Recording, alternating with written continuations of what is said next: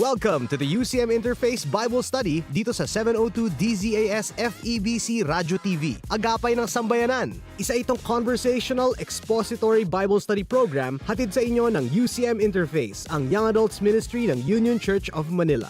We do our best to study context and let Scripture speak for itself. Ang programang ito ay isang teaching ministry ng Union Church of Manila, a church of many nations committed to making disciples who are transformed by the gospel of Jesus Christ.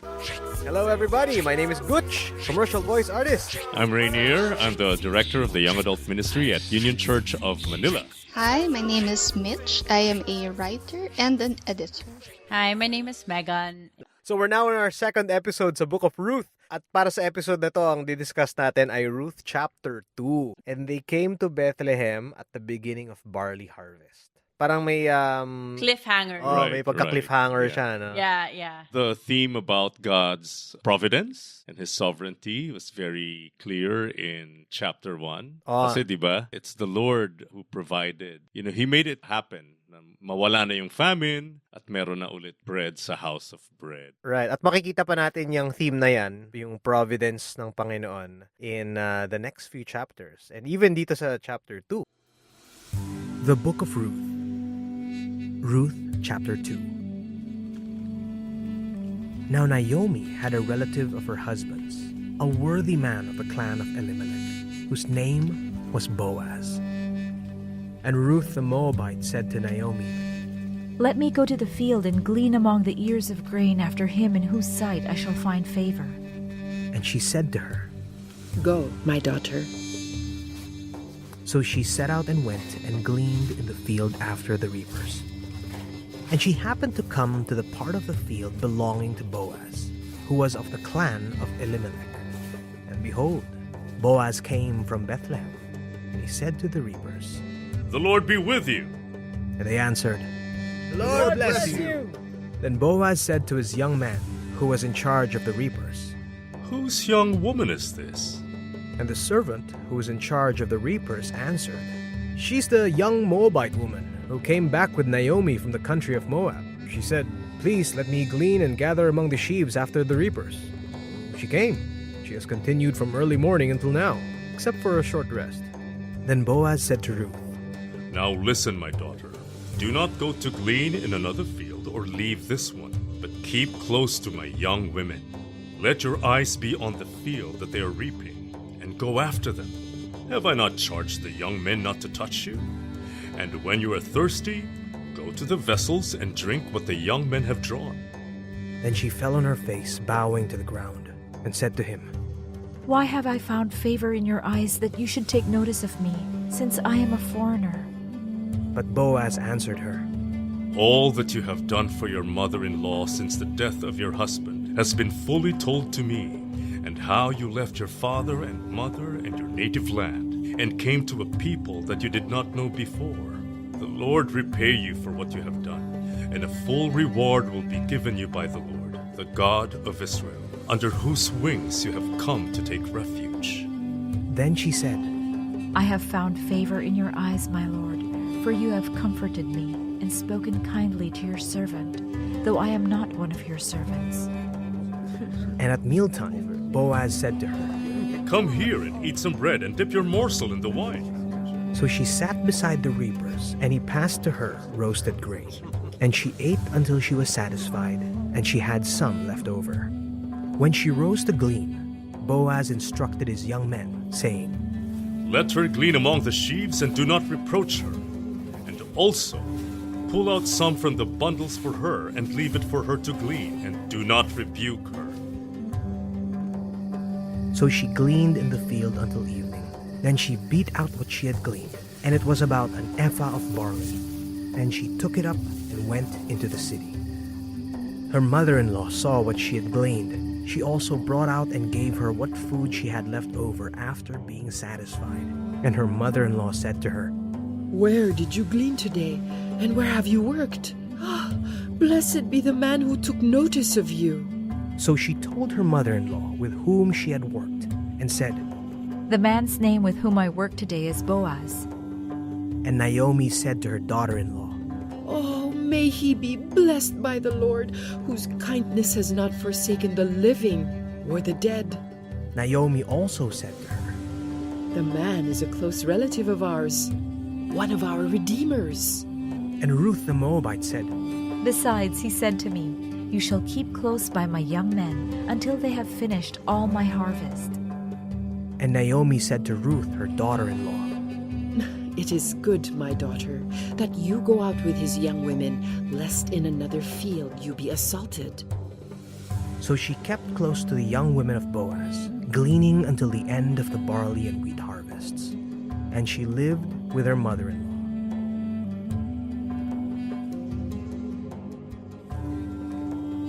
Okay, well, let's begin. We are now in chapter 2. We'll go verse by verse. At saka meron tayo dito mga concepts that we need to understand. Cultural insights that will help us appreciate the story better. Here in chapter 2, we are introduced to a new character and his name is Boaz. At dito, he was described as a man of standing. Sa NIV, a man of standing. Ano yung sa inyo? ESV is a worthy man. Sa NLT, wealthy and influential man. Wealthy and influential man. Okay. Positive lahat, ano? Pero I just would like to point out that this word in Hebrew, it's hayil. This word, medyo malawak yung meaning niya. It could define a warrior, a strong government, someone who is wealthy, someone who possesses power. Very positive naman yung meaning. Iba't ibang meanings niya. But at the same time, this word could also mean someone who has integrity. Oh. Kasi if you quickly go to chapter 3 verse 11, sino ang dinidescribe dito as a person with hayil? Now, don't worry about a thing, my daughter. I will do what is necessary, for everyone in town knows you are a virtuous woman.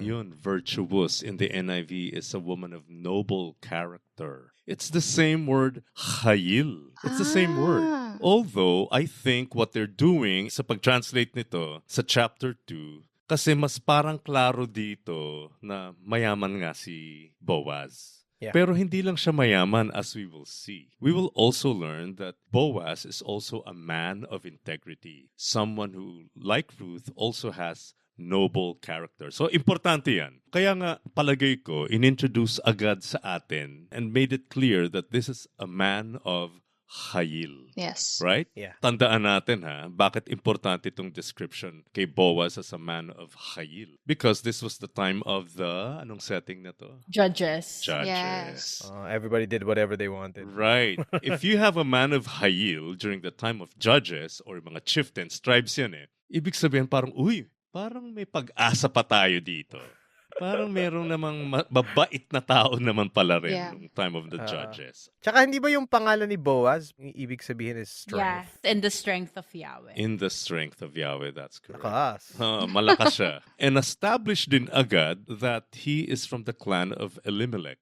Those descriptions are very, very important. That's right. Itong first line na to, nakaka-OC kasi parang in terms of story flow, yung narrative starts from verse 2 This will come in later, Yan, So, Okay, and then let's move to verse 2. Alright. Here in verse 2, medyo naglakas loob itong si Ruth. Ano yung sinabi niya sa mother-in-law niya? She said, Let me go to the field and glean among the ears of grain after him, in whose sight I shall find favor. Go to the fields and pick up the leftover grain. Now, this has to be explained. Yes. Ngayon, titingnan natin yung Old Testament background because what she is referring to has something to do with the laws on gleaning. You don't reap to the very edges of your field. So, yung buong field mo, hindi mo uubusin. Gaanong kalaki yung edge? Anong measurement? Iwan na. Kasi iiwan mo na rin yon for the poor. Yes. Okay? Sino-sino yung poor sa Israel? Foreigner, orphan, and widow. Okay.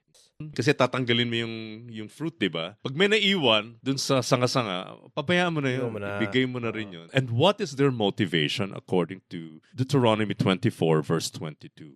Nanggaling kayo sa Egypt, slaves kayo dati sa Egypt, kaya wag yung... Oo. Because you were recipients of my grace, Nice. dapat you pay it forward. Kayo din. yeah.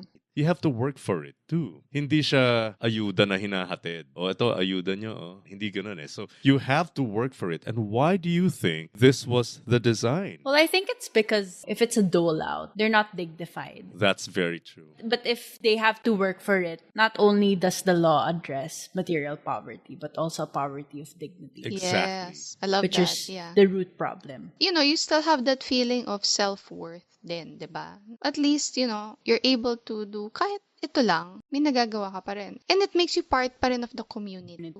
Nakita ko yung poverty talaga eh. This was after martial law. And the Philippines was very, very poor. And as a new Christian, I felt that the Lord just wanted me to be part of this kind of outreach. So ang isa sa mga naging una kong ministries was to help the poor. At isang natutunan ko, ang unang-unang poverty ng mga mahihirap, well, material is part of that, but actually it's a poverty of dignity. And I agree with Mitch that the Lord wants these vulnerable members of society who are usually just on the edges, invisible people in society, in the community. God wants them to have a voice and have a full participation in the life of the community. And that's why the law was designed in this way. The fact that Ruth knows what she's supposed to do implies that she's aware of the provisions in the law of God.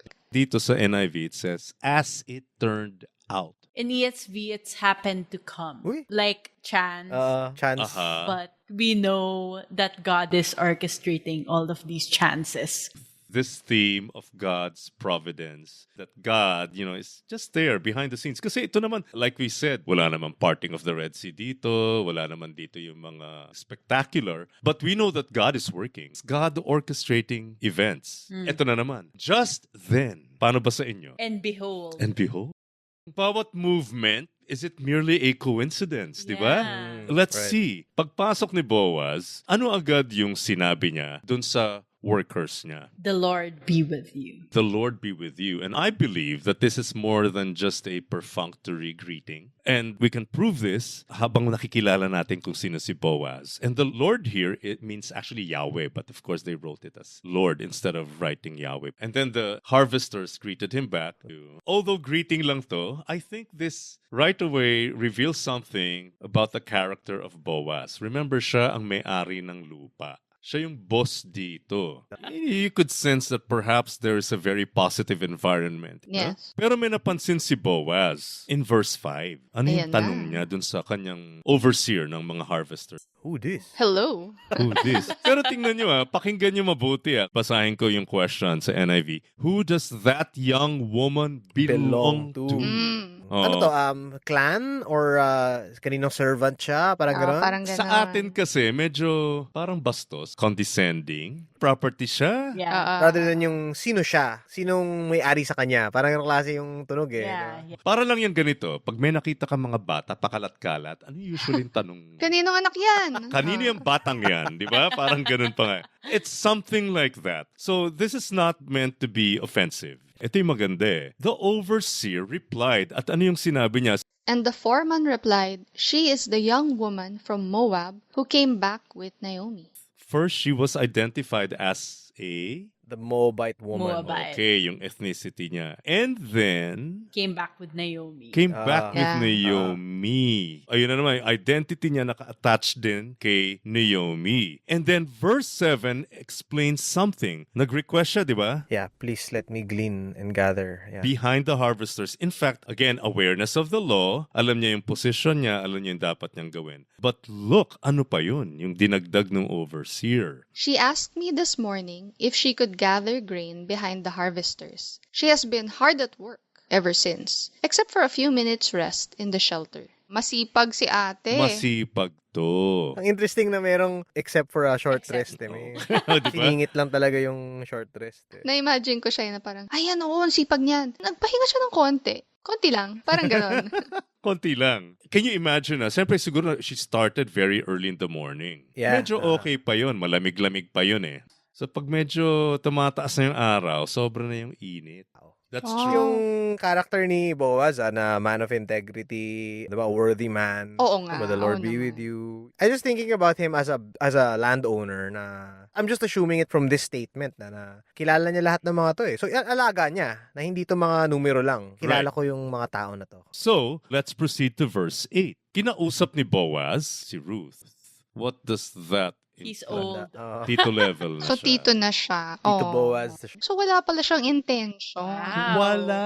Wala. Mabait lang pala siya. Mabait lang talaga siya. I think our reading is influenced by our assumption that this is a love story between Boaz and Ruth. True. Yeah. So, daughter. So, ang obvious dito may age gap na malaki. Yeah. Una, Do not go to glean in another field or leave this one, but keep close to my young women. sabihin, dito ka na lang. And again, why? Kasi she might get assaulted sa ibang field or Possibly. something. Yeah. Yeah, Time of the judges. judges. Diba? Delikado nung panahon na yun. Syempre, she's a foreigner, a Moabite. And a widow. And of course, she's a woman. Yep. And during that time, grabe talaga ang baba ng tingin sa mga babae. Oh, So, Yeah. this shows that Boaz has concern for Ruth's security. mga tao niya. And then, in verse 9, ano yun naman yung dagdag na sinabi? Let your eyes be on the field that they are reaping and go after them. Have I not charged the young men not to touch you? Ano to? It's like he's promoting anti-sexual harassment. Exactly. Yeah. Kaya dito sa workplace na to, meron talagang anti-sexual harassment policy si Boaz. And then may dagdag pa yan sa verse 9. And when you are thirsty, go to the vessels and drink what the young men have drawn. Pupunta ka doon sa Yung water station. yeah, sa atin parang dispenser because first of all, kung foreigner ka, ikaw ang taga-igib ng tubig ng mga Israelites. Yeah. And then, kung babae ka na Israelite, trabaho mo na mag-igib ng tubig for the men. Because the men are working. So, parang lahat nito mga cultural norms na to, binali. Kaya tuloy, it's not surprising that in verse 10, Ruth fell at his feet and thanked him warmly. What have I done to deserve such kindness? She asked. I am only a foreigner. you see me. Sila yung mga dinadaan-daanan mo lang sa lobby. May dignity. She's recognized. She's not treated as an outsider. She's not invisible. Siguro nag-stick sa isip ni Boaz, no? It was something that he appreciated about Ruth. Ito ngayon yung blessing ni Boaz in verse 12. The Lord repay you for what you have done. So kung the Lord repay you for what you have done, ano yung kanyang worldview? That God rewards the righteous. So they live in a world that has order. Even in the midst time of ng all the judges. things. Yeah, exactly. Even in the midst of all of that. Maganda yun dito sa NLT. I like the way that it's worded na, may the Lord, the God of Israel, under whose wings you have come to take refuge. Parang you've taken refuge in a foreign God. Diba? Right. Kasi sa Moabite eh. And so may He reward you fully. Yeah. I guess yun yung reputation na lumabas na ito yung balita. Iniwanan ng Moabite na to lahat ng alam niya, lahat ng pamilya niya at yung gods niya. Sumama kay Naomi na walang pag-asa. Dead Oo. end. All because of this. She is taking refuge under Yahweh. Right. Yeah. And they're like, oh wow. So makita natin dito, one, Boaz believes that this world, we know it's a mess. This is the time of the judges, but we are still governed by order because God is here, God is governing us. Pero, sinabi rin niya this very beautiful language about being covered, seeking refuge under God's wings. Tingnan natin to. This is very, very biblical, very Old Testament. Let's read a few verses to understand what it means. Psalm 17:8. Keep me as the apple of your eye. Hide me in the shadow of your wings. The shadow of your wings. Ganda. Oh, by the way, Megan, if you could also read verse 9 so we could get a bit more context. From the wicked who do me violence, my deadly enemies who surround me. Protection from enemies. Yes, Yeah. protection from wicked people, from his enemies. So meron na tayong ganung idea. Okay, the next one. Psalm 36, verse 7. How precious is your steadfast love, O God. The children of mankind take refuge in the shadow of your wings. Because if you are in the shadow of God's wings, syempre, this is very figurative language. Shadow of God's wings. Ano yung na-experience nila dito? Security? Security. But the first line of verse 7, love. Yes, God's unfailing love is experienced here. That's why we want to stay under God's protection or in the shadow of his wings, to take refuge in him. Okay, the last one. Psalm 57 verse 1. Have mercy on me, O God, have mercy. I look to you for protection. I will hide beneath the shadow of your wings until the danger passes by. Pero yung unang line kasi, have mercy mercy on on me. me. Yeah. Aside from his love, what else? Kahabagan niyo po ako. Oo, may compassion dito eh. Kaya hindi ako aalis dito. Importante itong verse 12, by the way, because pagdating natin sa chapter 3, lalabas na naman itong theme na to. Okay, so let's continue. Ruth responded, and what did she say? Then she said, I have found favor in your eyes, my Lord, for you have comforted me and spoken kindly to your servant, though I am not one of your servants. Sa akin, you have comforted me by speaking so kindly to me. Siguro, yung anxiety of, this is it, I could be dead by this day. Yeah. Kasi nga naman, lalabas ka dyan. Alam mo naman ang baba ng tingin sa'yo. Risk itong ginawa, pero wow. Nag-iba yung araw niya, hindi na nakakatakot. Tapos ito pa eh. Sabi dito, you have spoken kindly. You know what that literally means? You have spoken to the heart. Oh. I'm so touched ka nun. Di ba ang ganda? Kasi very compassionate. Tsaka just think of the story, think of the character. Puro bad news yung nangyayari sa buhay nila. And I just wonder if this is the first time she actually gets good news. After years, di ba? This is a very beautiful reversal of their situation, both for Ruth and Naomi. In the first place, she's doing this for Naomi, not just for herself. And then, mas marami pang ipapakitang kagandahan ng loob si Boaz. So let's move now to verse 14. Sige. And at mealtime, Boaz said to her, come here and eat some bread and dip your morsel in the wine. So she sat beside the reapers, and he passed to her roasted grain. And she ate until she was satisfied, and she had some left over. So, ibig sabihin, binigyan siya ng exceptional na mga privileges. Yun yung matindi dito, may vinaigrette talaga.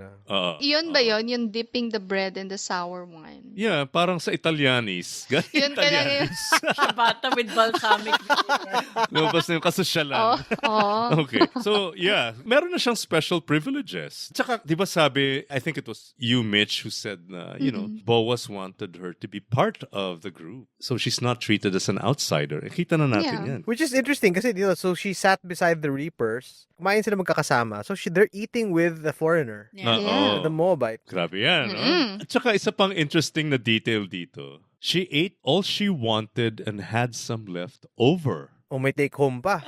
Buffet. When was the last time na nakakain siya, na busog na siya, may leftover pa? Di ba? Gumaganda yung kwento. So sa 15 and 16. When Ruth went back to work again, Boaz ordered his young men, let her gather grain right among the sheaves without stopping her, and pull out some heads of barley from the bundles and drop them on purpose for her. Let her pick them up and don't give her a hard time. Tulungan nyo na rin siya. Huwag niyo siya pahirapan, guys. Pero ni-remind muna na wag niyo siyang babastusin. At saka, kung natatandaan niyo, ano yung sinabi sa law? Edges lang. Just to leave the edges. But he goes above and beyond. Tsaka magtapon daw sila on purpose. Di ba intentional to? So anong nakikita natin? Was Boaz limited by the provisions in the law? No, he wasn't. Above and beyond. O yun. Kasi, kumbaga, minimum requirement lang yun eh. Bahala ka na. Kung landowner ka, bahala ka na magpakita ng generosity. That's really up to you. Kaya nga, that clause was concluded by,